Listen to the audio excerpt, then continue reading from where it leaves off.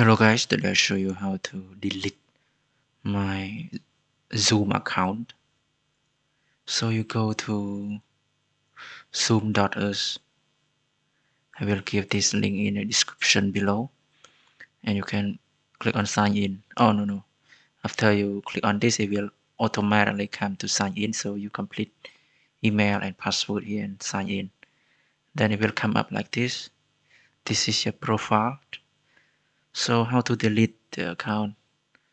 To delete the account, you come to here, account management. And then click on account profile.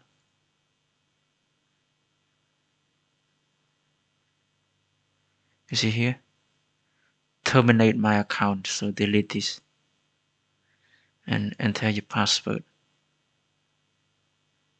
Enter your password and then confirm, then it will finish. Okay, so I forgot my password. Pause. Okay, I have entered my password. Click on continue.